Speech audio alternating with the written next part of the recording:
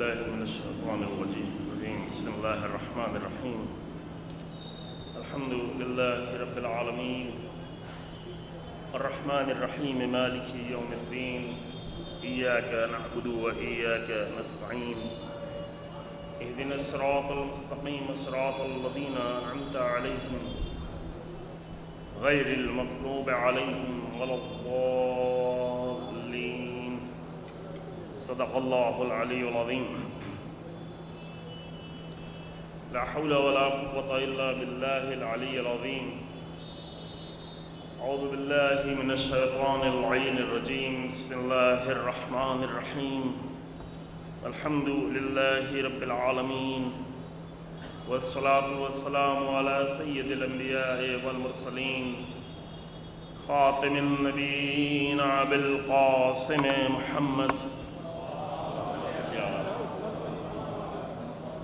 ثم الصلاة والسلام على أهل بيته العطيبين الأطهرين المعصومين المنتجبين ولعنة الله على أعدائهم أعداء الله أجمعين أما بعد فقد قال الله تبارك وتعالى في كتابه الكريم بسم الله الرحمن الرحيم والذين جاهدوا فينا لنهدينهم سبلنا صلوات محمد وآلہ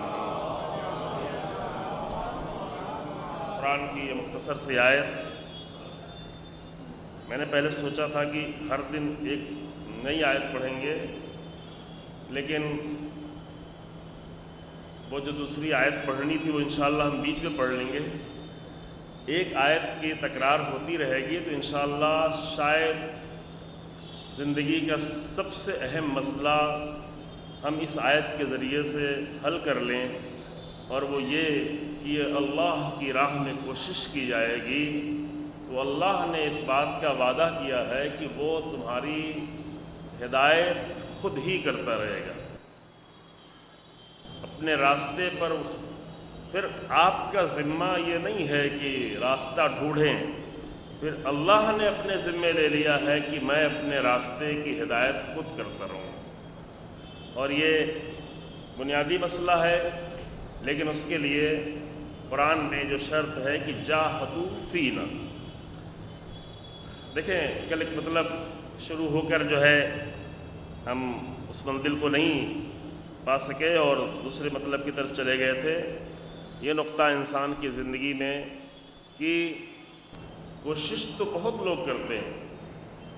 جہاد کے معنی تو آپ سب کے لیے واضح ہے، مجھے لگتا ہے کہ جہاد کے معنی بیان کرنے کی ضرورت نہیں ہے، جو پہلے بیان بھی ہو چکا ہے کہ جہاد جہد سے یہ لفظ بنا ہوا ہے۔ جہد کے معنی بہت زیادہ کوشش، تو ایسا تو نہیں ہے کہ صرف اللہ کی راہ میں آگے بڑھنے والے ہی بہت زیادہ کوشش کرتے ہیں، دوسرے لوگ کوشش نہیں کرتے، بلکہ حقیقت تو یہ ہے کہ آپ دیکھیں ابھی شاید بہت سارے لوگ بہت زیادہ کوشش کرتے ہیں، یعنی ہر میدان میں کوشش کرتے ہیں۔ جنگ کے میدان کا تو آپ نے منظر دیکھ ہی لیا کہ باطل اپنی کامیابی کے لیے سالوں سال کی پلاننگ کرتا ہے، کس طرح سے فیکٹری حد تک بناتا ہے، ڈرون کے پورے مرکز بناتا ہے، یہ سب کوشش ہی تو ہے۔ اور بہت سارے لوگ بہت ساری کوششیں کرتے ہیں، اور بہت سارے لوگوں کی کوششوں کو دیکھ کر شاید ہم سب کو تو نہیں کہہ سکتے، لیکن خود کو دیکھ کے کہہ سکتے ہیں کہ ہماری کوششیں بہت کم ہیں۔ لیکن مسئلہ اہم ہے، یہ کوشش کا مسئلہ اہم ہے، لیکن اس سے بھی زیادہ جو اہم مسئلہ ہے کہ کوشش کس مقصد کے لیے ہے اور کس راہ میں، یہ سب سے زیادہ اہم مسئلہ ہے کہ کس راہ میں کوشش ہو رہی ہے، کس مقصد کے لیے کوشش ہو رہی ہے، کس انجام کے لیے کوشش ہو رہی ہے، کس نیت کے ساتھ کوشش ہو رہی ہے۔ نیت تخریبی ہے یا تعمیری ہے، یعنی فساد پھیلانے کی نیت ہے، تباہی کی نیت ہے، خراب کاری کی نیت ہے، یا بہتر کرنے کی نیت ہے، تعمیر کی نیت ہے، نجات دینے کی نیت ہے، بھلائی کی نیت ہے، ہمدردی کی نیت ہے۔ تو فساد پھیلانے والوں کی کوششیں تو آپ دیکھ رہے ہیں، فاسد لوگوں کی اپنی ذاتی حد تک جو کوششیں ہوتی ہیں، لیکن وہ لوگ کی جو فاسد نہیں بلکہ مفسد ہیں، یہ دو قرآنی لفظ ہیں، میں وضاحت میں زیادہ نہیں جا رہا ہوں، لیکن اتنا جان لیں کہ فاسد وہ ہے کہ جو صرف اپنے آپ کو تباہ کرتا ہے، مفسد وہ ہے جو صرف خود کو نہیں بلکہ جہاں تک بھی اس کی توانائی اسے لے جاتی ہے اور جتنا اس کے امکان میں ہوتا ہے وہاں تک وہ فساد پھیلاتا ہے۔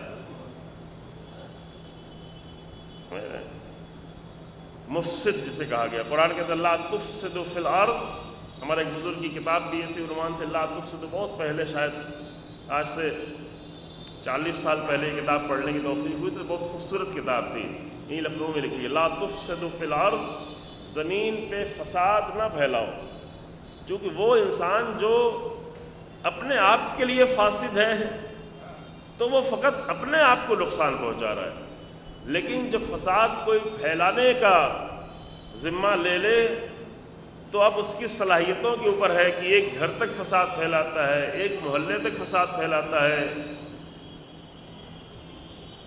ایک پورے معاشرے کو فاسد کر دیتا ہے، ان کے عقیدوں کو فاسد کر دیتا ہے، ان کے عمل کو فاسد کر دیتا ہے، ممکن ہے ممبر سے آگے فاسد کر جائے، یعنی ممبر بھی یہ بالکل آپ مطمئن نہیں رہیں کہ ممبر پہ جو بھی آئے گا تو وہ اچھا ہی شعر پڑھے گا اور اچھی تقریر کرے گا،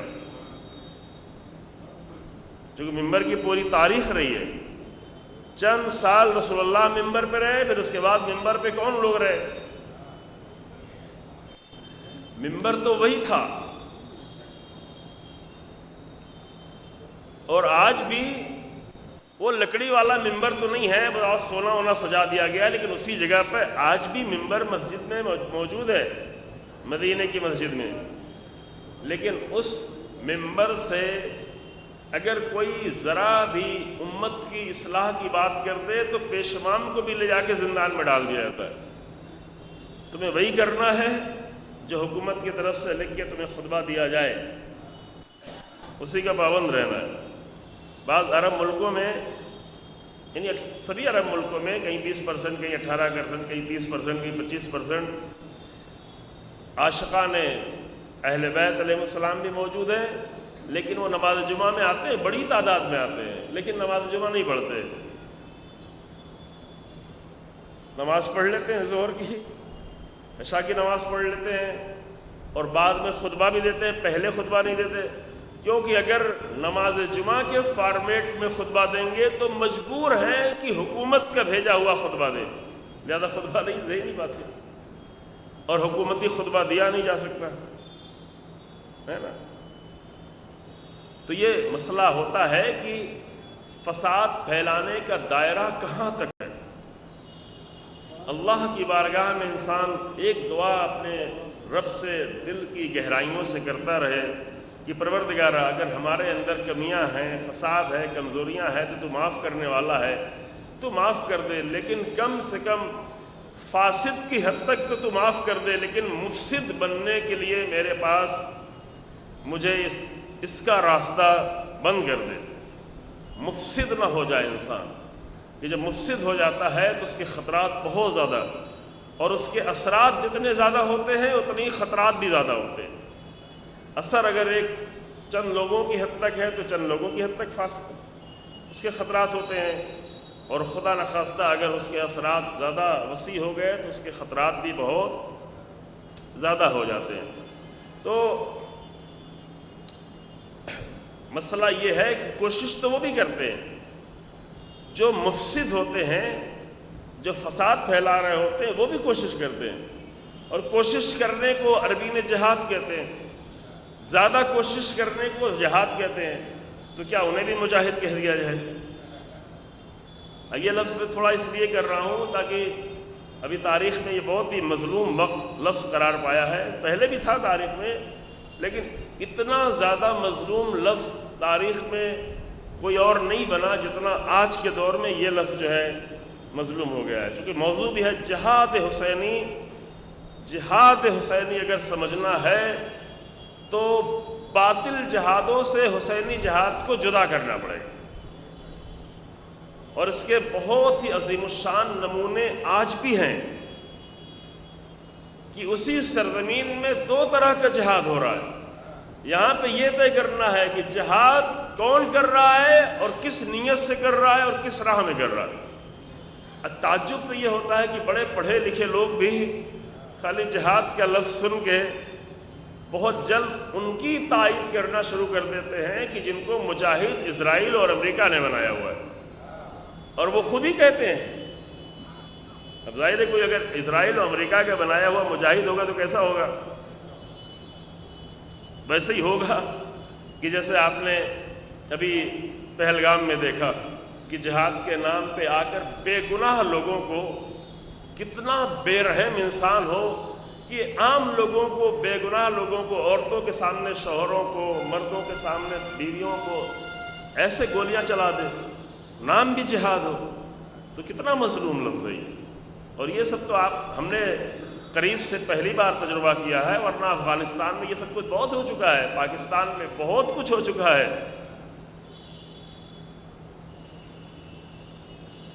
سیریا میں بہت کچھ ہو چکا ہے، عراق میں بہت کچھ ہو چکا ہے۔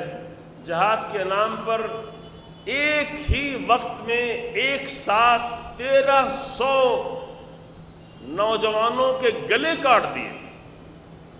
اب دھیرے دھیرے لوگ بھول جاتے ہیں کہ کئی سال گزر گیا، 10 سال گزر گیا، 12-13 سال گزر گیا، بھول جاتے ہیں لوگ، لیکن یہ چیزیں بھولنے کی نہیں ہیں۔ ایک ساتھ نئے نوجوان تھے، ٹریننگ کر رہے تھے، ابھی وہ فوجی بھی نہیں ہوئے تھے، فوجی ٹریننگ کر رہے تھے، ایک ساتھ انہیں پکڑ کے 1300 لوگوں کے گلے کاٹنا، اور یہ تو نہایت ہی برا ہے ہی ہے، لیکن اس سے بھی زیادہ برا ہے کہ یہ سب کچھ جہاد کے نام پہ کیا جا رہا ہے۔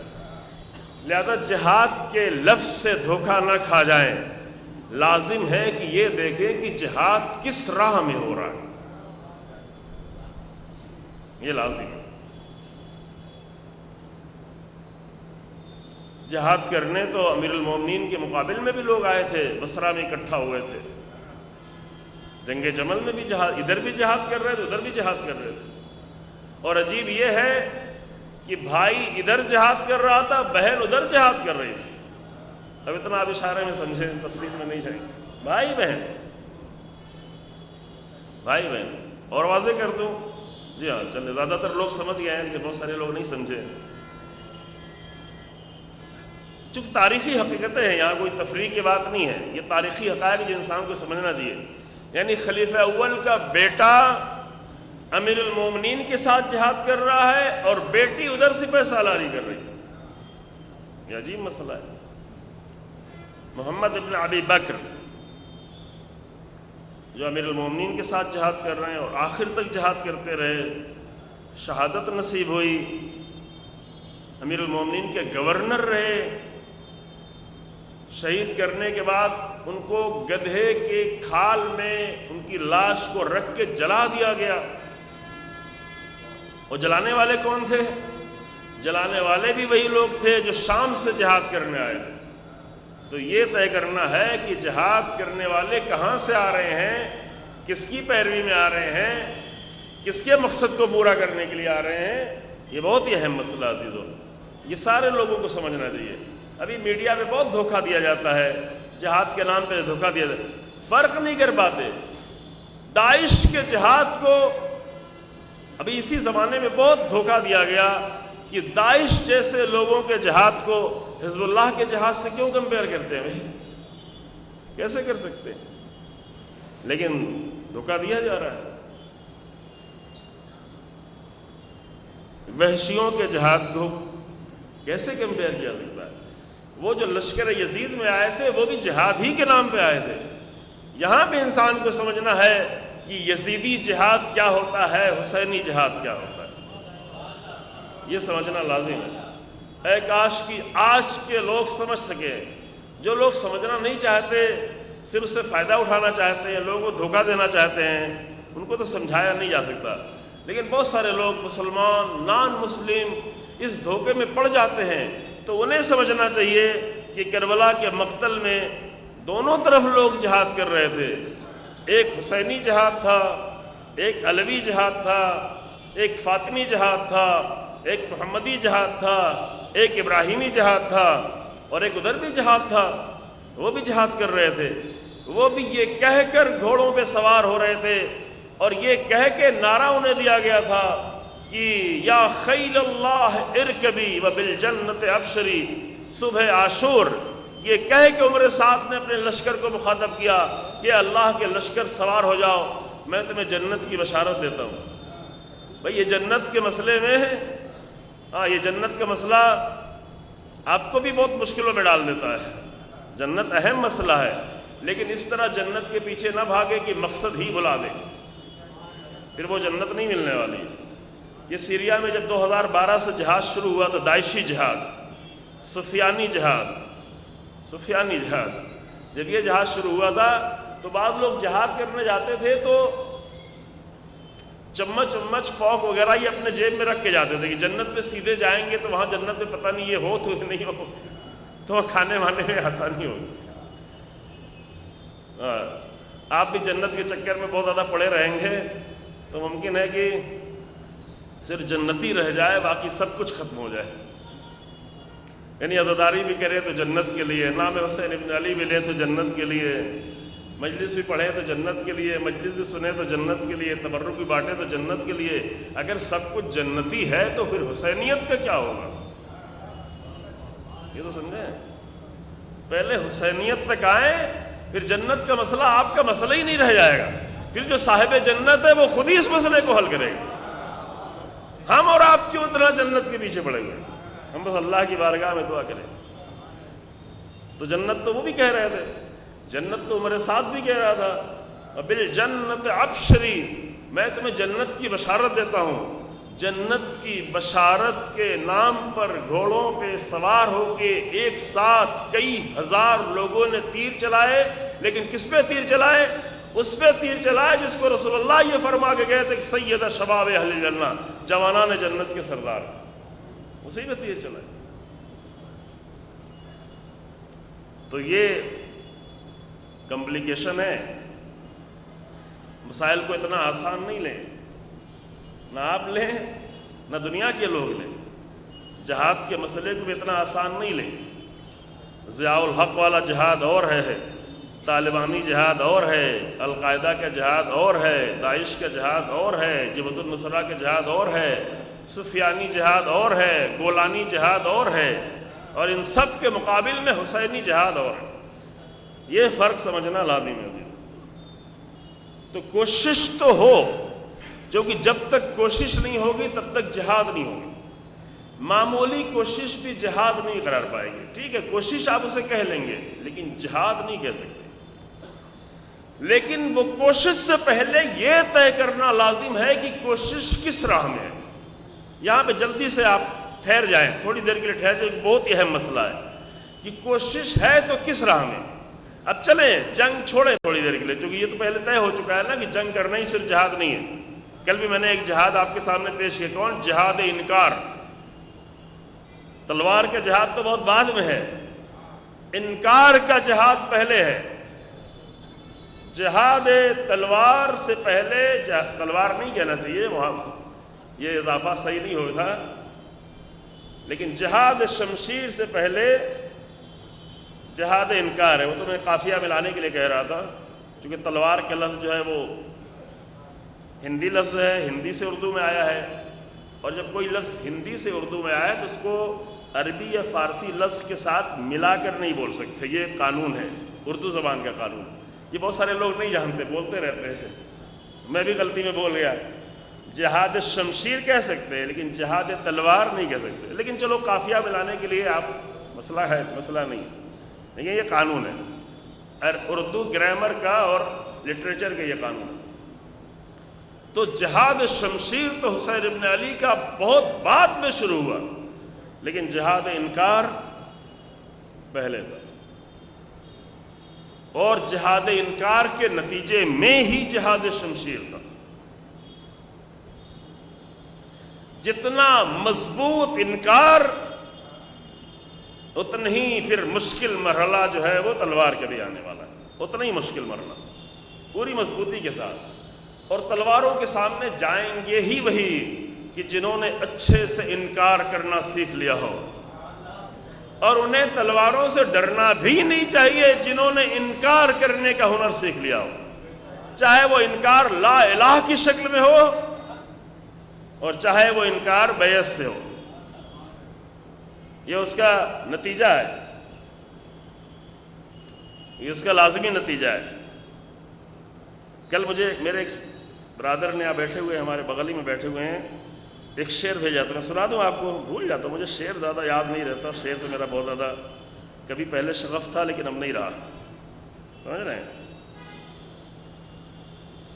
کیا؟ وہ جو ہے نزاکت شاعری والا وہ چھوڑتے ہیں جو کام والے۔ دور باطل میں حق پرستوں کی بات رہتی ہے، سر نہیں رہتا، یہ مسئلہ ہے۔ کیا؟ دور باطل میں حق پرستوں کی بات رہتی ہے، آئیڈیالوجی رہتی ہے، فکر رہتی ہے، مشن رہتا ہے، سر رہے یا نہ رہے۔ سر ہمارے آپ کے سر کی کیا قیمت ہے اگر حسین ابن علی کا سر نہ رہے تو نہ رہے، اس کا تو کوئی مسئلہ ہی نہیں ہے نا۔ ہاں کچھ مدت پہلے کچھ اشعار بہت زیادہ آئے تھے، پتہ نہیں آپ لوگوں نے سنے، وہی کہ میں نے کہا کہ شعر میں نہیں پڑھتا زیادہ، جبکہ شعر بہت ہی خوبصورت ہوتے ہیں، لیکن میں یہ شعر بھی دیکھ کے دہراتا ہوں۔ کہتے ہو کہ ہو اسوہ شبیر پہ قائم، دربار میں جاتے ہو کہ سر کیوں نہیں جاتا؟ اگر اسوہ شبیر ہے، کہتے ہو کہ ہو اسوہ شبیر پہ قائم تو دربار میں کیوں جاتے ہو؟ سر کیوں نہیں جاتا؟ اگر اسوہ شبیر ہے تو سر جائے گا، سر جائے گا۔ تو اسوہ شبیر اگر ہے تو ایسے انکار سے کوئی پریشانی بھی نہیں ہے کہ جہاں پہ سر جائے۔ کہتے ہو جو تم روح سے لبیک حسینہ، پھر جی سے یزیدوں کا یہ ڈر کیوں نہیں جاتا؟ اگر لبیک یا حسین کہہ دیا، لبیک یا حسین کے بعد پھر بھی ڈرنا، یہ لبیک یا حسین کی توہین ہے۔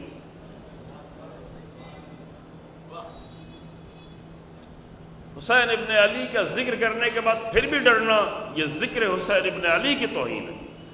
ممبر حسین ابن علی کے پار آنے کے بعد پھر ڈرنا تو یہ ممبر حسین ابن علی کی توہین ہے، لازمی توہین ہے۔ اس سے بچیں، ہم بھی بچیں، آپ سب بھی بچیں۔ حتیٰ فرش عزائے حسین ابن علی پہ آنے کے بعد پھر بھی یزیدوں سے ڈرنا تو یہ فرش عزائے حسین ابن علی کی توہین ہے، لازمی مسئلہ ہے، یہ آپ جانیں۔ تو یہ تو یقینی تھا اور وقت اس کا گواہ ہے کہ جہاد انکار یہ اسی وقت ہو سکتا ہے، وہ بھی باطل کے خلاف، کہ جب پہلے یہ مسئلہ حل ہو چکا ہو کہ ہمارا جہاد ہے کس لیے۔ دیکھیں اگر خاندان کے لیے جہاد کرنا ہو تو حسین ابن علی سے بڑا بہتر کوئی خاندان نہیں ہے، لیکن خدا کی قسم حسین ابن علی نے ایک لمحے کے لیے خاندان کے لیے جہاد نہیں کیا ہے، بلکہ پورے خاندان کو لٹا دیا ہے اللہ کے لیے جہاد کر کے۔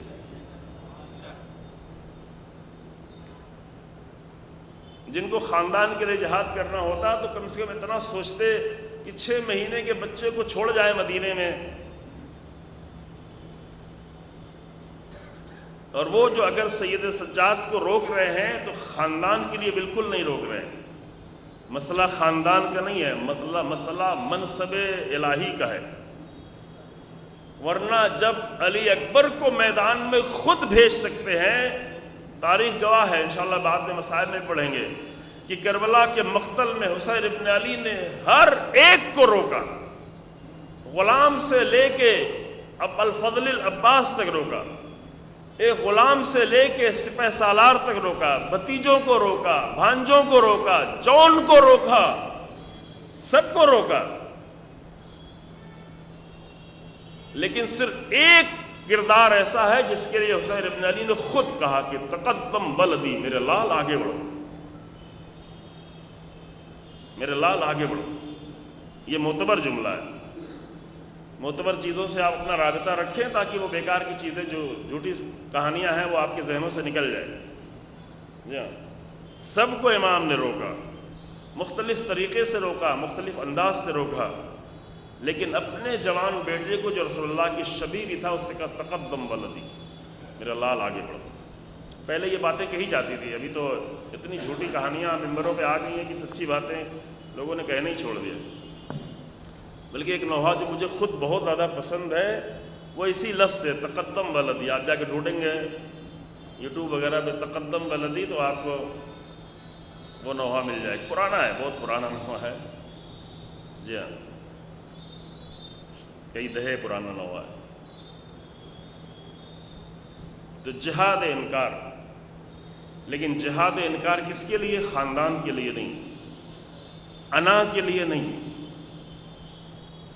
اپنے ایگو کو تسکین دینے کے لیے، سکون پہنچانے کے لیے نہیں۔ سامنے کی دشمنی بھی خاندانی دشمنی نہیں، ادھر سامنے والا تو خاندانی ہی سمجھ رہا ہے، لیکن ادھر سے کوئی بھی خاندانی مسئلہ نہیں۔ یہ پست لوگوں کا کام ہے کہ اتنے چھوٹے چھوٹے مقصد کے لیے آگے بڑھتے ہیں، اور جب چھوٹے چھوٹے مقصد کے لیے آگے بڑھتے ہیں تو چھوٹے ہی قدم اٹھا سکتے ہیں، اتنے بڑے قدم اٹھا ہی نہیں سکتے۔ کربلا کی اتنی عظیم قربانی خود سب سے بڑی دلیل ہے کہ اتنی بڑی قربانی کسی بھی چھوٹے مقصد کے لیے ہو ہی نہیں سکتی، اتنی عظیم قربانی۔ جس کو اللہ کی راہ سمجھ میں نہیں آتی ہو تو فقط کربلا کی ایک دن کی قربانی، عاشور سے ظہور تک پہنچے یا نہ پہنچے، لیکن فقط ایک اگر عاشور کو سمجھ لے، آج بھی ہیں الحمدللہ ہزاروں کی تعداد میں۔ ٹھیک ہے، کوئی ممکن ہے کہ حبیب نے مظاہر کے درجے تک نہ ہو، لیکن راہ حبیب نے مظاہر کو باقی رکھنے والے ہزاروں اور لاکھوں کی تعداد میں، اور انشاءاللہ خدا کرے کہ ہمارے انہی بزرگوں اور جوانوں میں سے بھی ایسے بہت سارے لوگ ہوں اور آئندہ ہوں انشاءاللہ تعالی۔ اسی لیے مجلسیں قائم کی گئی ہیں، اسی لیے ذکر ہے۔ تو پہلے یہ طے کرنا لازم ہے کہ کس راہ میں قربانی ہو رہی، اور صرف قربانی نہیں۔ اب آپ تو کہیں گے ہمیں تو قربانی کا موقع پتہ نہیں ملے کہ نہ ملے، اللہ اصلاح قرار دے، یوں ہی تو ہر ایک کو قربانی نہیں ملتی۔ آج ایک واقعہ میں نے دوپہر کی مجلس میں بیان کیا ہے، دو چار لوگ ہوں گے چونکہ مجمع الگ الگ رہتا ہے تو میں آپ کو بتا دیتا ہوں۔ جب ایک شہید جن کی تصویر ادھر لگی ہوئی ہے، سب سے اوپر جو تصویر لگی ہوئی ہے، خدا ان کے جزائے خیر دے جنہوں نے ان شہیدوں کی تصویریں یہاں لگائی ہوئی ہیں۔ 65 سال کا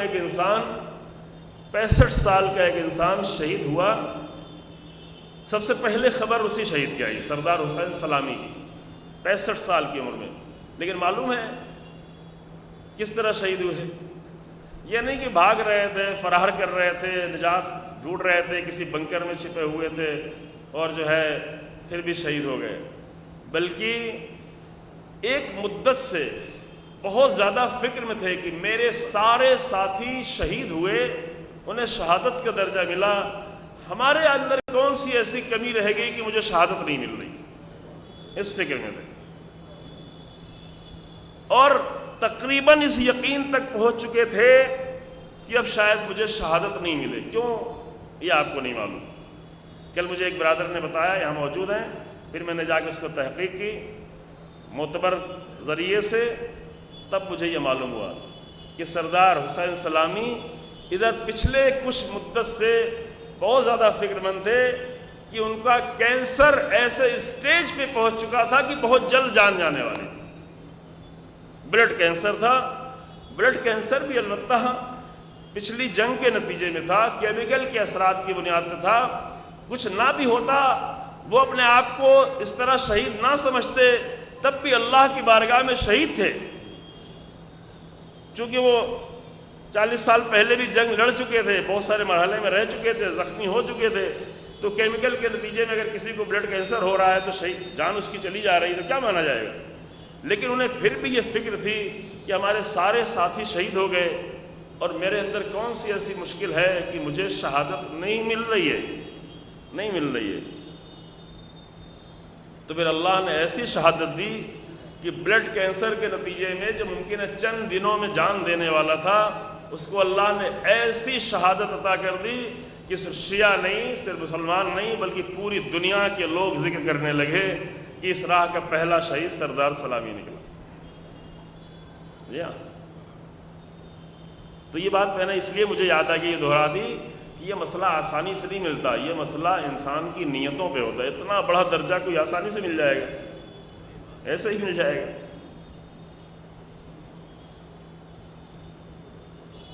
رسول اللہ صلی اللہ علیہ وآلہ وسلم نے فرمایا، حدیث ہے رسول اللہ کی حدیث، کہ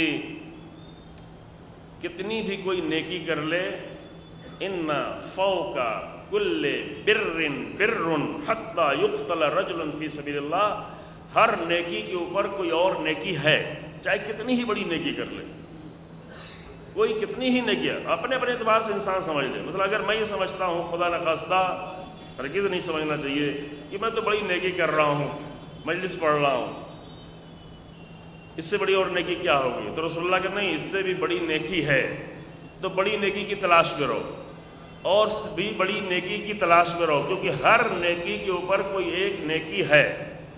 کہاں تک؟ حتی یقتل رجل فی سبیل اللہ، یہاں تک کہ کسی کی جان چلی جائے اللہ کی راہ میں، فلیس فوقہ بر، تو اب اس کے اوپر پھر کوئی نیکی نہیں، یہ آخری ہے، اس کے اوپر پھر کوئی نیکی نہیں رہ جاتی ہے۔ تو یہ اتنی بڑی نیکی، اتنا بڑا انعام، اسرائیل یہ سمجھ رہا تھا کہ میں نے ایسے سرداروں کو مار ڈالا، وہ یہ نہیں سمجھ رہا تھا کہ یہ تو وہ تھے جو سالوں سالوں سے اس عظیم فضیلت کا انتظار کر رہے تھے کہ اتنی زندگی گزر گئی ہے، شہادت کب ملنے والی۔ لیکن وہ تو حسین ابن علی کی راہ کو سمجھ ہی نہیں سکتے، ان کی بھی مشکل ہے بھائی، ان کو بھی ہم یہ ایکسکیوز دیتے ہیں، وہ کیسے سمجھے، وہ کیسے سمجھے، امریکہ کے لوگ کیسے سمجھیں کہ حسینیت کیا ہے، راہ حسین ابن علی میں چلنا کیا ہے، راہ حسین ابن علی میں شوق شہادت کیا ہے، راہ حسین ابن علی میں شب عاشور میں بیٹھ کے ہر ایک یہ کہہ رہا کہ پہلے میں جاؤں گا، پہلے میں جاؤں گا، یہ نہیں، بلکہ مائیں کہہ رہے ہیں کہ بیٹا پہلے تم جانا، یہ کیسے سمجھیں، یہ کیسے سمجھیں؟ اور ہم لوگ بھی کیسے سمجھیں جب تک صرف یہ باتیں سنیں اور سن کے چلے جائیں، جب تک کہ اس مرحلے کو طے کرنے کے لیے انسان آمادہ نہ ہو تو کیسے سمجھے؟ شب عاشور کو کیسے سمجھ سکتا؟ ٹھیک ہے، رونے کے لیے تھوڑا سمجھ لے گا، تھوڑے ثواب کے لیے سمجھ لے گا، جنت کے لیے سمجھ لے گا، لیکن حسینیت کے لیے کیسے سمجھے گا؟ حسینیت کے لیے سمجھنے کے لیے اس کو اپنی عملی زندگی میں اسے تجربہ کرنا پڑتا ہے، اور یہ الحمدللہ ایسے ہزاروں کی تعداد میں نہیں، لاکھوں کی تعداد میں، اور خدا کرے کروڑوں کی تعداد میں ہوں موجود انشاءاللہ تعالی، کہ جو اپنے آپ کو جان بچانے کی کوشش میں نہیں لگے ہوئے ہیں، بلکہ مقتل سجانے کی کوشش میں لگے ہوئے ہیں، مقتل کو آمادہ کرنے۔ لیکن وہاں بھی یہ پہلا مرحلہ، اتنا جو وقت میں نے آپ کے لیا، یہ اصل مسئلہ طے ہونا ضروری ہے کہ کس لیے یہ سب ہو رہا ہے، کس کے لیے ہو رہا ہے۔ تو یہ قرآن کی آیت پڑھ دیں، البتہ اس آیت سے بھی واضح ہے، لیکن ایک آیت ہم اور پڑھتے ہیں، اس کے آگے پیچھے بہت خوبصورت آیت ہے، شاید بعد میں پڑھیں، سورہ نساء کی 76 نمبر آیت ہے، الذین آمنوا یقاتلون فی سبیل اللہ والذین کفروا یقاتلون فی سبیل الطاغوت، قتال کرنے والے تو دونوں طرف ہیں، کوشش کرنے والے تو دونوں طرف ہیں، جہاد کرنے والے تو دونوں طرف ہیں، لیکن ایک فی سبیل اللہ کر رہا ہے، ایک اپنی حکومت کے لیے کر رہا ہے، طاغوت کے لیے کر رہا ہے، ظلم کے لیے کر رہا ہے، بچوں کی جان لینے کے لیے کر رہا ہے۔ ہمارے لیے بات شاید نارمل ہو جائے، لیکن تاریخ میں یہ مسئلہ کبھی بھی نارمل نہیں ہو سکتا کہ 20-22 ہزار بچوں کو مار دیا گیا ہو ایک چھوٹی سی سرزمین پہ۔ ہم آپ سن کے بیان کر کے شاید نارمل طریقے سے کہہ کے گزر جائیں، ہمارا دل نہ تڑپے، ہماری آنکھیں اشکبار نہ ہوں، لیکن تاریخ جب تک باقی رہے گی، اور پوری انسانی تاریخ میں کبھی ایسا ہوا ہی نہیں، کبھی ایسا نہیں۔ سیکنڈ ورلڈ وار میں بہت بم گرائے گئے، لیکن بچے اتنے نہیں مارے گئے۔ پورے آدھے یورپ میں بم گرائے گئے، روس میں کتنے بم گرائے گئے، یورپ کے کئی ملکوں میں گرائے گئے، لیکن ٹارگٹ کر کے اتنے بچوں کو مارنا، اللہ اکبر۔ یہ تاریخ 2023-24 سے لے کر ابھی 20 مہینے 2 ہفتے گزر چکے ہیں۔ پچھلے سال بھی جب یہاں مجلس پڑھ رہے تھے تو کتنا گزرا تھا؟ تو 8 مہینہ گزرا تھا، لیکن ابھی 20 مہینے گزر گئے۔ یعنی انسان نے سوچا نہیں تھا کہ اتنی طولانی مدت تک۔ اور اب جو بچے مر رہے ہیں، اب تو لوگوں کی توجہ بھی ہٹ گئی، وہ جنگ دیکھنے لگے تھے تو لوگوں کی توجہ بھی ہٹ گئی۔ ابھی تو تاریخ کا اور بھی وحشی ترین کھیل کھیلا گیا، ایک بار بھی نہیں کہ دھوکے سے ہو، کئی بار یہ ہوا کہ بھوک سے تڑپتے ہوئے بچے اور لوگ جب کھانا لینے آئے تو ان پر مسلسل گولی باری کی گئی، بھوک سے تڑپ، ایسے بھوکے بچے۔ پتہ نہیں ایک ویڈیو آپ نے دیکھا کہ نہیں دیکھا، بیان کرنا مشکل ہے، کہ ایک نوجوان بچہ 11-12 سال کا بچہ جب وہ کھانا لے رہا تھا، دیکھا آپ لوگوں نے منظر، کھولتا ہوا، چونکہ اتنا انتظار نہیں ہو سکتا کہ اسے تھوڑا ٹھنڈا کیا جائے، بھوک ہے، جیسے ہی کھانا تیار ہوتا ہے دھواں نکل رہا ہے، کھولتا ہوا کھانا، جب اسے نکال کے دیا گیا، دوسرے والے نے آگے بڑھ کے لیا اور وہ بھیڑ میں وہ کھانا ہل گیا، ہلنے کے بعد بری طرح سے وہ جلتا ہوا کھانا سر پہ گرا۔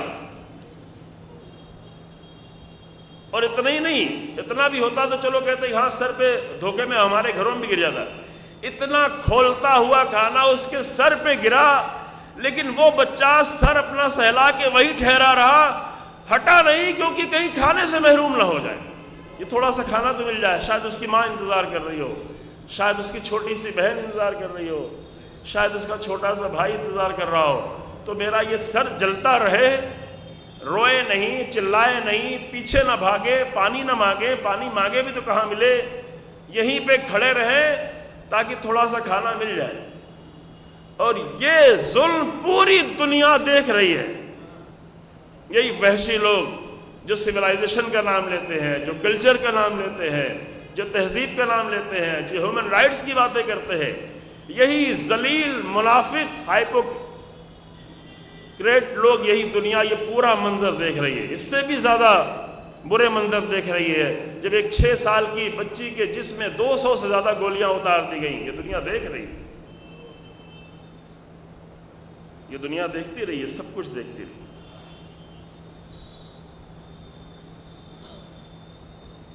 اور ایسے بھی بے رحم لوگ دیکھتے رہے کہ یہ سب کچھ ہوتا رہے، ہم اپنی مجلس پڑھیں، ہم سے کیا لینا دینا۔ ایسے بھی لوگ دیکھتے رہے، دنیا بھی دیکھتی رہی۔ کس کو کس کیٹیگری میں لے جا کے رکھا جائے، بہت مسئلہ ہو گیا۔ اور اللہ کی بارگاہ میں دعا کریں کہ اس تقسیم میں ہمیں اس کیٹیگری میں کسی طرح نہ رکھا جائے کہ جو عمل سے نہیں تو کم سے کم خاموشی سے ظالموں کے حامی بنے ہوئے ہیں۔ اللہ اکبر۔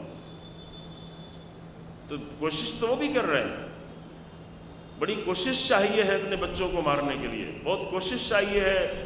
ایک 41 کلومیٹر لمبی اور 6 سے 12 کلومیٹر چوڑی سی چھوٹی سی پٹی پر 55,000 لوگوں کو مار دینے کے لیے 12,000 سے لوگ جو بلڈنگوں کے نیچے پڑے ہیں، ان کو کون نکالے بھی، ان ملبوں سے کون نکالے، ان کے مارنے کے لیے وہ بھی بہت کوشش کر رہے ہیں۔ اور ان کے لیے اسلحے پہ اسلحے آ رہے ہیں، اسلحے ختم ہو جا رہے ہیں، اسلحوں پہ اسلحے آتے رہے ہیں۔ یہی منافق دنیا اسلحے بھیج رہی ہے، مسلسل بھیج رہی ہے۔ یہی جرمنی، یہی برطانیہ، یہی فرانس، یہی ان سب کا حاکم امریکہ، یہ مسلسل اسلحے بھیج رہا ہے۔ ابھی پرسوں بھی کتنی فلائٹیں آئیں، 12 فلائٹس آئیں اسلحے بھر کے، یہ اسلحے پھر بھی آ رہے ہیں، مسلسل آ رہے ہیں۔ اور پھر بھی یہ بے شرم لوگ آ کر ہیومن رائٹس کی باتیں کریں گے، پھر بھی بات کریں گے۔ لیکن یہ باتیں آپ کو معلوم ہیں، مجھے بیان کرنے کی ضرورت نہیں ہے۔ اصل مسئلہ ہمیں یہ بیان کرنا ہے کہ یہ طے کر لینا کہ کوشش ہو تو کس راہ میں کوشش ہو۔ تو قرآن نے سورہ نساء میں بتا دیا کہ کوشش تو وہ بھی کر رہے ہیں، مجاہدت کر رہے ہیں، قتال کر رہے ہیں، لیکن ایک گروہ وہ ہے کہ الذین آمنوا یقاتلون فی سبیل اللہ، ایک گروہ وہ ہے جو اللہ کی راہ میں قتال کرتا ہے، والذین کفروا یقاتلون فی سبیل الطاغوت۔ بات کے بھی جملے ہیں، انشاءاللہ آپ کی خدمت میں بعد میں پڑھے جائیں گے۔ یہ صرف خط طے ہو جائے، یہ صرف خط معین ہو جائے کہ کس لائن پہ انسان کھڑا ہوا ہے۔ پورے محرم تمام مجلسوں کا، تمام ذکر کا، تمام قربانیوں کا اصلی ترین مقصد یہ ہے کہ یہ خط طے ہو جائے کہ انسان کہاں پہ کھڑا ہوا ہے۔ اگر یہ طے کر لے گیا تو یہ سب سے کامیاب انسان۔ اگر آج یہ طے کرنے میں کامیاب ہو گئے تو آج کے حر آپ ہیں۔ اگر آج یہ طے کرنے میں کامیاب، اگر اس میں کامیاب ہو گئے، حر ہیں، آج کے حر ہیں۔ آج حسین ابن علی آپ کو سلام کر رہے ہوں گے اگر یہ خط طے کرنے میں کامیاب ہو گئے کہ کس لائن پہ کھڑے ہوئے، اور یہیں سے سب کو سمجھنا بھی آسان ہو جائے گی کہاں پہ کھڑے ہوئے لوگ، کہاں پہ بیٹھے، کہیں بھی ہوں، ممبر پہ بیٹھے ہوں، یہاں بیٹھے ہوں، وہاں بیٹھے ہوں، لیکن کس خط میں، کس فرنٹ پہ کھڑے ہوئے۔ جس کی اب پوری دنیا میں صرف 2 ہی فرنٹ رہ گیا، بس اس کے سوا کچھ نہیں۔ اب یہ مسئلہ نہیں ہے کہ فلاں علاقے مسئلہ ہے، وہ وہاں کا مسئلہ، اب پوری دنیا عالمی مسئلہ ہو گیا، یا تو انسان حق کے ساتھ ہے یا باطل کے ساتھ ہے۔ باطل کے لشکر میں رہ کر امام زمان کا انتظار کرنا یہ کتنا بڑا مذاق ہے۔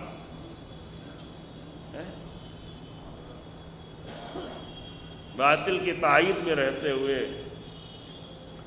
اہل حق سے دوری بناتے ہوئے، اہل حق سے فاصلہ رکھتے ہوئے، اہل حق پہ تنقید کرتے ہوئے، اہل حق کو کرٹیسائز کرتے ہوئے، اہل حق پر الزام لگاتے ہوئے، یہ سب کرتے ہوئے پھر امام مہدی کا بھی انتظار کر رہے ہیں۔ امام زمان میں نے پہلے کہا امام مہدی کہہ رہے ہیں، تو امام مہدی میں کیا ہو جائے گا، سب شامل ہو جائیں گے۔ امام زمان کہتے ہیں صرف شیعوں کی بات ہو جاتی ہے، لیکن امام مہدی جب کہیں گے تب بات ہو جائے گی تمام مسلمانوں کی۔ اور البتہ یہ تصور صرف مسلمانوں میں نہیں ہے، ہندوازم میں بھی ہے، کرسچینٹی میں بھی ہے، بدھزم میں بھی ہے، یہودیت میں بھی ہے، نام الگ الگ ہے، کہیں کلکی اوتار ہے تو کہیں مسیحا ہے تو کہیں کچھ ہے، لیکن کردار ایک ہی ہے، وعدہ ایک ہی ہے کہ اس دنیا کو بہرحال نجات ملنے والی ہے۔ ایک عدالت کے پرچم کے تحت اس دنیا کو بہرحال عدالت کے سائے میں آنا ہے، کتنا ہی ظلم کر لیں لیکن پوری دنیا کو عدالت کے سائے میں آنا ہے۔ اللہ کو کوئی جلدی نہیں ہے، ہمیں آپ کو بہت جلدی ہے، اللہ کو اس لیے جلدی نہیں ہے کہ سب دیکھ لیں کہ حقیقتیں کیا ہیں۔ مثلا جس دن یزید نے خط لکھا تھا کہ حسین ابن علی سے بیعت لو، اسی دن اللہ کہتا کہ بھائی باپ گیا بیٹے کو بھی ختم کرو۔ تو آج دنیا یزید کو پہچانتی ہے؟ ٹھیک ہے، کچھ لوگ تو ابھی بھی نہیں پہچانتے ہیں، ابھی بھی ان کے دل سے یہ خواہش نکلتی ہے کہ یزید کو رحمۃ اللہ علیہ کہتے ہیں، لیکن دنیا تو پہچانتی ہے۔ یزید کو تو صرف شیعہ اور مسلمان نہیں پہچانتے، یزید کو تو پوری دنیا پہچانتی ہے، حق پرست لوگ پہچانتے ہیں۔ اور الحمدللہ خدا کا شکر ہے کہ آج کے یزیدوں کو بھی پوری دنیا پہچاننے لگی، دھوکے کا دور ختم ہو گیا، خدا کی قسم یہ بہت ہی عظیم ہے۔ کربلا سے پہلے جتنا بھی دھوکہ دیا گیا تھا، کربلا کے بعد سب کچھ واضح ہو گیا، سب واضح ہو گیا۔ پھر کربلا کے بعد پھر ایک مدت گزرنے کے بعد پھر دھوکے شروع ہوئے، دھوکہ دھوکہ دھوکہ۔ کربلا کا ذکر کرنے والے بھی آ کر دھوکہ دینے لگے، لیکن خدا کی قسم 12 دن کی جنگ نے سارا مسئلہ حل کر دیا۔ اب کوئی دھوکہ، اب یہ کوئی بہانہ قیامت میں جا کے نہیں دے سکتا کہ مجھے معلوم نہیں تھا، یہ نہیں دے سکتا، یہ نہیں ہو سکتا۔ جیسے یہ مثالیں دینا ضروری ہے تاکہ تاریخ پہ آپ کی نظر رہے۔ جیسے حضرت زہرا کے خطبہ فدق کے بعد مدینے کا کوئی انسان بھی یہ بہانہ نہیں دے سکتا کہ مجھے علی کا حق معلوم نہیں تھا، نہیں، علی کا حق سب کو معلوم تھا۔ نہیں معلوم تھا تو حضرت زہرا گھر سے نکل کر جا کر مسجد میں خطبہ دے کر سب کو بتا چکی تھی کہ علی ابن ابی طالب کا حق کیا ہے، سب کو معلوم تھا۔ یہ تاریخی ہے، یہ تاریخیں ہیں۔ سن 61 ہجری کے پہلے لوگ دھوکے میں رہے ہوں، ممکن ہے۔ حسین ابن علی کا خطبہ منا سب تک نہ پہنچا ہو، ممکن ہے، لیکن حسین ابن علی کی شہادت کے بعد پھر اب کوئی بھی دھوکے کا بہانہ نہیں کر سکتا، پھر نہیں کوئی دھوکا۔ اور آج کے دور میں بھی اب کوئی بہانہ نہیں کر سکتا کہ مجھے معلوم نہیں تھا۔ جی ہاں، CIA کے چلنے والے چینلوں کو سنا سنا کے اہل بیت کا ذکر کرنے والے اب نہیں بہانہ کر سکتے کہ ہم تو دھوکے میں تھے، ہمیں تو پتہ نہیں تھا کہ یہ چینل CIA کا ہے۔ ٹائی لگا کے بیٹھتا ہے نا، پہلے امامہ لگا کے بیٹھتا تھا، ہاں اب ٹائی لگا کے بیٹھتا ہے۔ جی ہاں، اور مجھے معلوم ہے کہ بڑے اچھے اچھے لوگ دھوکہ کھائے ہوئے ہیں، یعنی وہ شہیدوں کی شہادت پہ دل کی گہرائیوں سے خوش ہو رہا ہے، پھر بھی دھوکہ کھائے ہوئے، اور ایسا دھوکہ کھانے کے بعد ابھی اپنے آپ کو مومن بھی سمجھتے ہیں۔ اللہ اکبر! جب یہ عظیم شہید، آپ نہیں جانتے زندگی کو، شہید رئیسی رحمۃ اللہ علیہ نہیں جانتے کہ کتنا عظیم مجاہد، جب یہ شہید ہوئے، ہیلی کاپٹر گرا، لاش ابھی نہیں ملا تھا، تو یہ ملعون CIA کا ایجنٹ یہ بیٹھ کے اپنے چینل پہ خوش ہو گئے کہ کہہ رہا تھا کہ خامنائی کے کتے ابھی جا کے ڈھونڈیں گے۔ ایسی باتیں سن کے ابھی بھی یہ کہیں کہ نہیں مجھے معلوم نہیں تھا۔ وہ تو اہل بیت کا نام لیتا ہے، تو سامری بھی تو اللہ کا نام لے رہا تھا۔ سامری نے بھی جو بت بنایا تھا وہ کہہ رہا تھا یہی موسیٰ کا خدا ہے، یہی ہارون کا خدا ہے۔ ابن زیاد بھی تو اپنے دربار میں اللہ ہی کا نام لے رہا تھا، اللہ کا نام لے رہا تھا۔ تو الحمدللہ ایک جملہ میں کہہ دوں عزیزوں، گھڑی دیکھ لوں، کل بہت مجلس طولانی ہو گئی تھی، آج انشاءاللہ ہرگز جو ہے نہیں طولانی ہونا ہے، کہ ایک جملہ عرض کر دوں کہ موجودہ حالات میں فلسطین، لبنان، ایران کی جنگ کے بعد اب سارے کردار واضح ہو گئے ہیں۔ یزیدی کردار بھی پوری دنیا کے سامنے واضح ہو چکا ہے، حسینی کردار بھی واضح ہو گیا ہے، اور کوفی کردار بھی سمجھ میں آ گیا ہے۔ یہ کوفی لوگ کون ہیں؟ تو رہے کوفی۔ کوفی کون ہے؟ کوفی وہ ہے کہ شرح قاضی کی بات سنے گا، کیونکہ شرح قاضی بڑے مقدس تھے۔ بہانہ یہ کہ ارے تو امیر المومنین کے زمانے میں چیف جسٹس تھے، جو سبھی کہتے ہیں نا امیر المومنین کا نام لیتا ہے، اہل بیت کی باتیں کرتا ہے ٹائی لگا کے۔ تو یہی مشکل تو کوفے کے لوگوں کی تھی۔ اسی بنیاد پر تو جناب ہانی کا گروہ چلا گیا تھا۔ جناب ہانی کے قتل کی پہلے تو مارا تھا، زخمی کیا تھا، ان کے قبیلے تک بات پہنچی، ہزاروں کی تعداد میں آ گئے، بڑا قبیلہ تھا۔ ابن زیاد کے پاس ابھی طاقت نہیں تھی، تھوڑے سے لوگ تھے دربار میں، اسی لیے اپنے آپ کو بند کر رکھا تھا۔ جب آیا کوفے میں داخل ہوا تو لوگ تو یہ سمجھ رہے تھے کہ حسین ابن علی آنے والے ہیں، جناب مسلم بتا چکے تھے، خط لکھ چکے تھے، تو اس نے حسین ابن علی جیسا امامہ پہنا، حسین ابن علی جیسی ردا پہنی، حسین ابن علی جیسا لباس پہنا، اپنے چہرے کو چھپا لیا کہ بھئی سفر کر کے آ رہے ہیں، دھول ہے، گرد ہے، چہرے کو چھپا لیا، اور لوگ یہ سمجھے کہ حسین ابن علی آ رہے ہیں۔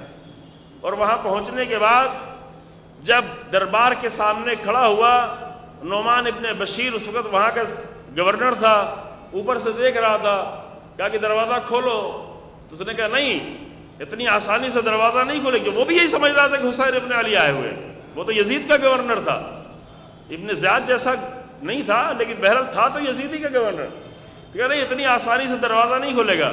اس نے دھیرے سے اپنے چہرے سے وہ دہشت گردی والا جو ڈھاٹا ہے اسے ہٹایا، اور اشاروں میں کہا کہ جلدی دروازہ کھولو۔ وہ فوراً دیکھ کے پہچان گیا، دروازہ کھولا، پھر دروازہ بند کر دیا۔ اب ہانی کو بلایا گیا، ہانی کو زخمی کیا گیا، پورا لشکر آ گیا، پورا قبیلہ آ گیا، بڑا قبیلہ تھا، تو ظاہر ہے کہ ابن زیاد کے کہنے پہ تو قبیلہ جانے والا نہیں تھا، عمر سعد کے کہنے پہ جانے والا نہیں تھا، اسی دربار میں شمر ہے، شمر کے کہنے پہ جانے والا نہیں تھا، کسی کے کہنے پہ جانے والا نہیں تھا۔ لہذا ایک مقدس چہرہ لایا گیا جو 40 سال سے چیف جسٹس رہا ہو، بڑی عبادتیں، بڑی نمازیں، بڑے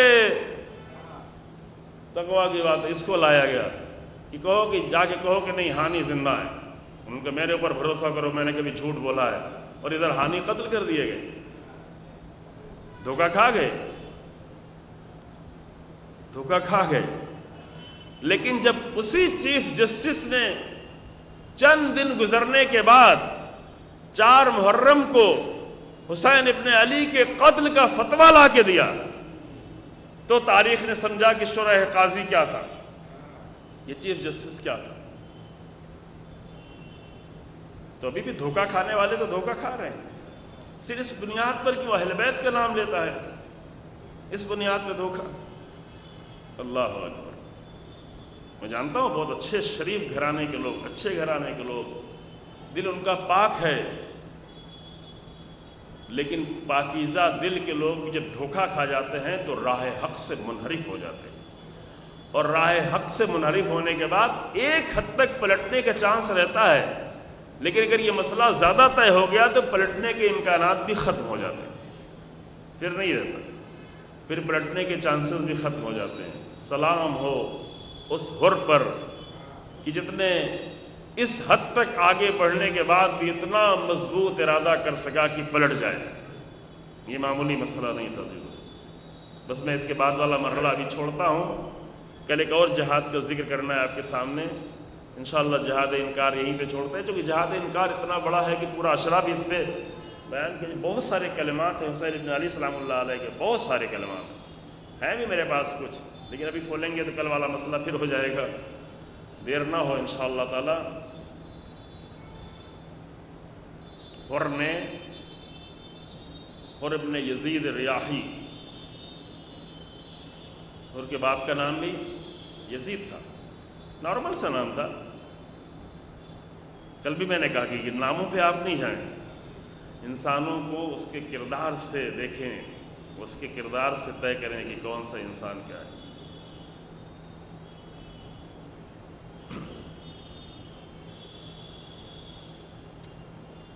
مسلسل حسین ابن علی کے ساتھ رہنے کے نتیجے میں شب عاشور اس منزل تک پہنچ گیا کہ اب سارا مرحلہ واضح ہو چکا ہے، واضح ہو چکا تھا، لیکن یہ فیصلہ کرنا یہ سب سے مشکل مرحلہ تھا۔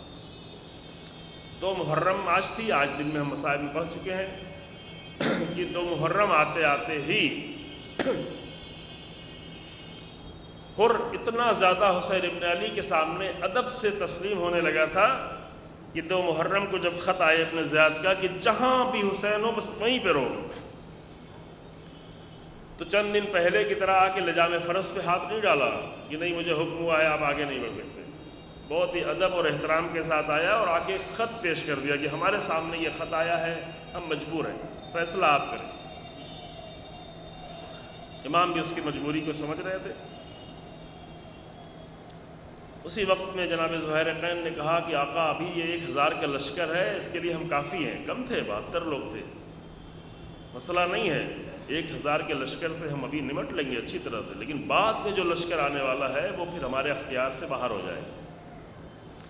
لیکن امام نے ہمیشہ کا ایک اسلامی قانون بیان کیا کہ چاہے کوئی بھی منزل ہو، کوئی بھی مرحلہ ہو، جنگ کا آغاز ہم نہیں کرتے، اور یہ قانون آج بھی ہے، یہ قانون یاد رکھیں۔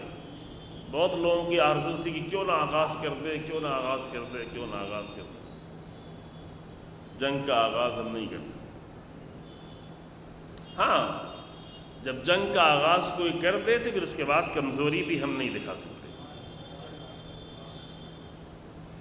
یہ بھی لازمی قانون میں سے۔ امام نے زہیر قین کو منع کر دیا، حر کے خط کو دیکھا، ابن زیاد کے خط کو، امام ٹھہر گئے۔ اب وہ ماجرا سنا ہے کہ زمین کا نام کیا ہے، امام نے جملے فرمائے، اللہم اعوذ بک من کرب و بلاء، اے میرے اللہ میں تجھ سے تیری پناہ میں ہوں، کرب کی زمین، بلا کی زمین، جسے کرب و بلا بھی کہتے ہیں، پھر بعد میں کربلا کہتے ہیں۔ کرب یعنی تکلیف، کرب یعنی اذیت، کرب یعنی پریشانی، بلا یعنی آزمائش، بلائیں یہ لفظ آپ بھی بولتے ہیں، عربی لفظ ہے یہ سب، کرب بھی عربی لفظ ہے، بلا بھی عربی لفظ ہے۔ امام نے سرزمین کربلا پہ قدم رکھتے پہلا جملہ اللہ کی بارگاہ میں اللہم اعوذ بک من کرب و بلا، پروردگارہ تو ہے، ہم تیری پناہ میں ہیں۔ اور کل کا جملہ آپ کو پیش کر چکے ہیں کہ امام صرف وہ چاہتے ہیں کہ جو اللہ چاہتا ہے، اپنی طرف سے کچھ چاہتے نہیں۔ بالکل یہ دعا نہیں کی کہ پروردگارہ میرے بچے ہیں، خواتین ہیں، تو ہی مجھے بچانا، تو ہی میری حفاظت کرنا، تو ہی میرے بچوں کی حفاظت کرنا۔ مقتل میں آنے والے لوگ حفاظت کی پھر دعائیں نہیں کرتے، صرف اتنا ہی کہتے ہیں کہ پروردگارہ جو تیری مرضی ہو اس کے سامنے ہم تسلیم ہیں۔ حر نے بھی دیکھ لیا، قافلہ ٹھہر گیا 2 محرم کو، 4 محرم کو حالات بدل گئے۔ حر نے بالکل رکاوٹ نہیں ڈالی، فرات کے کنارے، علقمہ کے کنارے، فرات کا یہ حصہ ہے، علقمہ کے کنارے ٹھہرا ہوا قافلہ، پانی دونوں طرف سے لوگ استفادہ کر رہے تھے۔ پانی کا قانون یہی ہے کہ پانی پہ کبھی رکاوٹ نہ ڈالی جائے۔ اب میں پیچھے تاریخ میں نہیں لے جاؤں گا، دیر نہ ہو جائے عزیزو، لیکن جب 4 محرم کو عمر سعد کا لشکر آیا تو پھر اس پیغام کے ساتھ کہ حسین ابن علی کے خیموں کو پانی سے دور کر دیا جائے، پانی پر پابندی۔ یہ پانی کی پابندی آج باقاعدہ غزہ میں نظر آ رہی ہے۔ آپ کو اندازہ نہیں ہے کہ بھوک کے ساتھ ساتھ پیاس بھی کتنی ہے۔ پانی کے سورسز کو ختم کر دیا گیا ہے، ختم کر دیا گیا۔ ان کا کام یہی ہوتا ہے، یہ سب کچھ آسانی سے کر سکتے ہیں، اس کی کوئی پرواہ نہیں ہوتی۔ اور پھر وہ منزل آئی، میں یہی جملہ عرض کرتا ہوں، مصائب میں اسی منزل پہ لانا چاہتا ہوں عزیزو آج، کہ شب عاشور میں حر اپنے آپ کو یہ محسوس کر رہا ہے کہ میں کہاں پہ کھڑا ہوں، اور کھڑے ہونے کے بعد سب سے اہم مرحلہ اس فیصلے کا ہے کہ میں اپنے آپ کو جنت اور جہنم کے درمیان میں کھڑا ہوا دیکھ رہا ہوں۔ تو یہی سب سے بڑا ہنر ہے کہ انسان کا، کہ جہنم سے نکل کے جنت کے راستے میں چلا جائے۔ یہ صرف حر کا ہنر نہیں ہے، یہ ہنر قیامت تک کے انسانوں کو حر سکھا کے چلے گئے۔ یہ جنت و جہنم کے راستے ہمارے سامنے بھی بار بار آ کے، یہ دو راہ ہمارے سامنے بھی بار بار آئے گا، ہر جگہ آئے گا، گھر میں، فیملی میں، بزنس میں، کام میں، یہ راستے بار بار آتے رہیں گے۔ اگر حر کا ذکر کیا ہوا ہے تو حر آ کے مدد کریں گے، حضرت حر آ کے مدد کریں گے، حسین کا یہ غلام آ کے مدد کرے گا کہ ہاں جب یہ دو راستے ہوں تو جنت کے راستے پہ کس ارادے سے جایا جا سکتا ہے۔ اس کے لیے عزم چاہیے، اس کے لیے ارادہ چاہیے، اس کے لیے ارادے کی مضبوطی چاہیے، اس کے لیے شوق شہادت چاہیے، اس کے لیے کسی بھی منزل سے گزر جانا چاہیے، اور وہ سب کے لیے حر تیار ہے، اپنے لیے نہیں، اپنے بچوں کے لیے، اپنے بیٹے کے لیے، اپنی پراپرٹی کے لیے، اپنے عہدے کے لیے، اپنی تنخواہوں کے لیے، اپنے سارے پوری زندگی بھر کے بنائے ہوئے سارے ذخیرے کو سب کو برباد کر کے راہ حسین ابن علی میں جانا ہے۔ یہ یہاں سے اپنے آپ کو برباد کرے تو اللہ اسے ایسا آباد کر دے گا، اس طرح سے اللہ آباد کرے گا کہ مجھے نہیں لگتا کہ کوئی حسین ابن علی کی زیارت کرنے جائے، جو کہ کربلا جب کوئی جاتے ہیں تو تمام شہداء کی وہیں قبریں ہیں، ابوالفضل عباس کی وہیں ہے، گنج شہیدہ حسین ابن علی کے حرم کے اندر ہی موجود ہے، تو سب کی زیارت تو وہیں ہو جاتی ہے۔ لیکن کوئی یہ نہیں کہتا کہ جب اتنے عظیم انسانوں کی زیارت کر چکے ہیں تو 20 کلومیٹر دور حر کی زیارت کرنے کیا جائیں، کیا کرنا ہے۔ لیکن عزیزو، یہ اللہ نے عزت دی ہے کہ اگر حسین ابن علی کی زیارت کرنے آیا ہے انسان تو الگ سے اہتمام کر کے حر کی زیارت کرنے ضرور جائے، اور جاتے ہیں، آپ بھی جاتے ہوں گے جو گئے ہیں۔ اس طرح اللہ نے آباد کر دیا، حر نے اپنا سب کچھ برباد کر دیا، اور اللہ نے حر کو اس طرح سے آباد کر دیا، قیامت تک کے لیے آباد کر دیا۔ تو شب عاشور میں حر کے خیمے میں موجود ان کا ساتھی یہ کہہ رہا تھا، یہ کیسی حالت ہم آپ کی دیکھ رہے ہیں، یہ بے چینی کیسی ہے، کبھی خیمے میں ہے، کبھی خیمے سے نکلتے ہیں، باہر جاتے ہیں۔ کہتا اگر مجھ سے کوئی پوچھتا کہ اس پورے لشکر میں سب سے بڑا تیر انداز کون ہے تو میں تمہارا نام لیتا، تم اتنا زیادہ پریشان کیوں ہو؟ تو حر نے ایک لفظ نے یہ مسئلہ طے کر دیا کہ میں اپنے آپ کو جنت و جہنم کے درمیان میں دیکھوں. یہ طے کرنے کا مسئلہ. صبح ہوئی، تمام کرتے تھے، صبح ہوئی اور نکلے، آہستہ آہستہ قدموں سے نکلے، دھیرے دھیرے چلے، لشکر کو پتہ نہ چلے، کیونکہ بات جان دینے کی پرواہ نہیں ہے، لیکن کم سے کم جس کے حق میں تکلیف پہنچائی ہے اس سے جا کے معذرت تو کر لی، اتنی زندگی تو ہو. چونکہ اگر ایسے انداز سے جاتے کہ دشمن کو سمجھ میں آ جائے کہ ہر ادھر جا رہے ہیں تو پیچھے ہی تیر مار کے انہیں ڈھیر کر دیا جاتا. حسین بن علی کی خدمت میں آ ہی نہیں پاتے، لہذا پہلے آہستہ آہستہ چلے.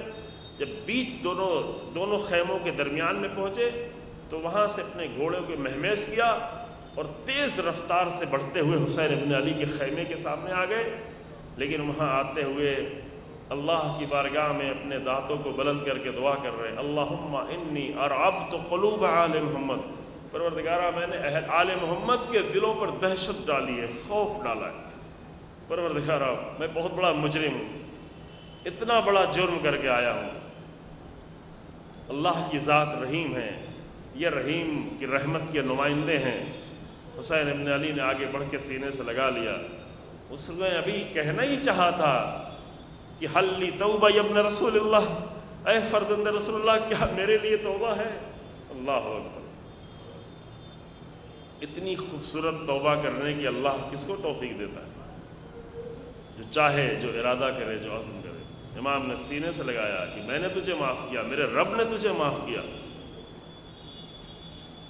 بار بار خیمے کی طرف نظر اٹھ رہی ہے، رکنا بھی نہیں چاہتا ہے. اور جو پہلے سے آئے، مکے سے آئے ہیں، مدینے سے آئے ہیں، راستے سے آئے ہیں، کوفے سے آئے ہیں، وہ سب ابھی ٹھہرے ہوئے ہیں. لیکن حر کہتا ہے مولا مجھے بس فوراً جلدی مقتل میں جانے کی اجازت دے دے. ہمیں یہ اب زندگی ہی نہیں چاہیے ہے. جس زندگی کے لیے ہم نے یہ سب کچھ کیا تھا وہ زندگی ہم کیوں چاہیں؟ مولا مجھے مقتل میں جانے.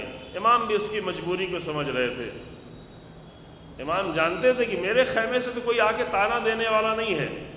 حسین ابن علی کے خیمے سے کوئی نکل گیا کہ بعض ذاکرین ایسا پڑھ دیتے ہیں، لیکن نہیں، یہ حسین کے سائے میں تربیت پائے ہوئے لوگ ہیں. اس میں سے کوئی بچہ بھی آ کے نہیں کہے کہ ہر تیری وجہ سے ہم پیاسے ہیں. لیکن امام ہر کی حالت تو سمجھ رہے ہیں کہ ہر کے دل میں کیا گزر رہی ہے. ان بچوں کے سامنے کیسے ہر ٹھہرے، ان جوانوں کے سامنے کیسے ہر ٹھہرے. لہذا امام نے اجازت دے دی، جا کے میدان جنگ میں جنگ کی، خطبہ دیا. مختصر سا ہے کہ میں نے حسین ابن علی کو خط نہیں لکھا تھا، لیکن تم میں ایسے افراد موجود ہیں کہ تم نے خط لکھا تھا حسین ابن علی. تو یہ رسول اللہ کا نواسہ ہے. تم رسول اللہ کو کس طرح سے سامنا کرو، رسول اللہ کا سامنا کس طرح کرو گے. مختصر سا خطبہ دینے کے بعد ظاہر ہے نتیجہ جنگ تھا. جنگ ہوتی رہی. بہادر تھا، شجاع تھا، زخموں پہ زخم کھاتا رہا، تلواروں پہ تلوار کھاتا رہا، تیروں پہ تیر کھاتا رہا. یہ ہر کربلا کے مجاہد آخری حد تک جنگ کرتے رہے. اور جنگ کرتے کرتے جب بالکل نڈھال ہو کر زمین پہ گرے، حسین ابن علی کو دور سے مقتل سے نظر آ رہا تھا. حسین ابن علی تیزی سے گھوڑا دوڑاتے ہوئے ہر کے سرحانے پہنچے اور ہر کے سرحانے پہنچ کے سر کو اپنی آغوش میں لیا. اور آخر میں ایک جملہ حسین کہتے گئے کہ اے ہر تیری ماں نے تیرا نام کتنا اچھا رکھا. انت الحر فی الدنیا والآخرہ، تو دنیا میں بھی آزاد ہے، تو آخرت میں بھی آزاد ہے. اتنا آزادی کا فیصلہ بھلا کون کر سکتا ہے؟ کس کے دل میں اتنی جرأت ہے جو فیصلہ کرے؟ کیونکہ حسین ابن علی کو یہ احساس تھا کہ میں نے راستے میں بھی اس کی ماں کو یاد کیا تھا، ماں کا ذکر کیا تھا. یہ بہت پریشان ہو گیا تھا. ہر کو اب تو کوئی پریشانی نہیں تھی، اب تو حسین کی خدمت میں آ گیا تھا. لیکن حسین ابن علی کو تو احساس تھا، لہذا آخری لمحے میں بھی اس طرح سے جا کے ماں کو یاد کیا کہ ہر تیری ماں نے تیرا نام بہت اچھا رکھا. بس منزل تمام ہو گئی عزیزو. ہر حسین ابن علی کی طرف دیکھ رہا ہے، جسم سے خون نکلتا جا رہا ہے، زخموں سے نڈھال ہوتا جا رہا ہے، لیکن کوئی پرواہ نہیں ہے کیونکہ سرحانے حسین ابن علی موجود ہیں. اور اس دنیا سے سدھار گئے، حسین ابن علی کے زانوں پہ سدھار گئے. اصحاب موجود ہیں، انصار موجود ہیں، بنی ہاشم موجود ہیں، عباس و اکبر موجود ہیں. حسین کے زانوں پہ سر ہے. اس سے بڑی آخری لمحے کی خوش قسمتی اور کیا ہو سکتی ہے؟ اور یہی تمام شہداء کی حالت تھی کہ کوئی بھی اس دنیا سے جاتا تھا اس کا سر حسین کے زانوں پہ ہوتا تھا تو نہ اسے زخموں کی پرواہ تھی، نہ درد کی پرواہ تھی، نہ خون نکلنے کی پرواہ تھی، نہ جان جانے کی پرواہ تھی کہ حسین سرہانے موجود ہیں۔ لیکن اللہ اکبر، سب کے سر کو اپنے زانوں پہ رکھنے والا جب خود گھوڑے سے زمین پہ آیا تو کوئی بھی نہیں تھا۔ مقتل میں ایک صدا گونج رہی تھی، ٹیلے کی بلندی سے ایک بہن یہ منظر دیکھ رہی تھی، السلام علیک یا ابا عبداللہ الحسین، السلام علیک یا ابن رسول اللہ، انا للہ و انا الیہ راجعون، سيعلم الذین ظلموا أي منقلب ينقلبون، ربنا تقبل منا انك انت السمیع العلیم، بحق محمد وعطرتہ الطاہرین۔ پروردگار ہمارے اس عمل کو اپنی بارگاہ میں قبول فرما۔ پروردگار ہمیں حر کی شکل میں اپنی زندگی اور اپنے گناہوں سے توبہ کرنے کی توفیق عنایت فرما۔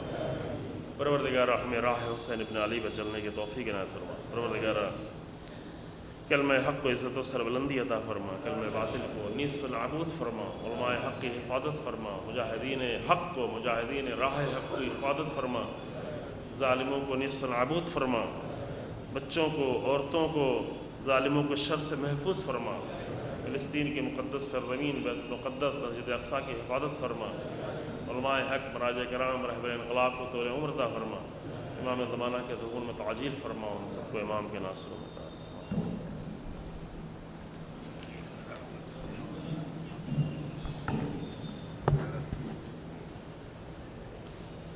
صلی اللہ علیہ یا رسول اللہ، السلام علیہ یا نبی اللہ، السلام علیہ یا امیر المؤمنین، السلام علیہ یا فاطمۃ الزہراء سیدۃ نساء العالمین، السلام علیہ یا ابا محمد الحسن بن علی، السلام علیہ یا ابا عبداللہ الحسین، السلام علی ائمۃ الہداۃ المہدیین والانبیاء والمرسلین والشہداء والصدیقین وعلی جمیع عباد اللہ الصالحین، السلام علیکم ورحمۃ اللہ وبرکاتہ۔